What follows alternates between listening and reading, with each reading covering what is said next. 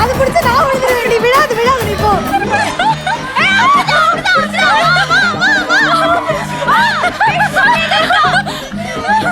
எப்படியே தோத்துதான் போறோம். விட்டுலாமா? ஜெயிக்கிறது உறுதிங்க.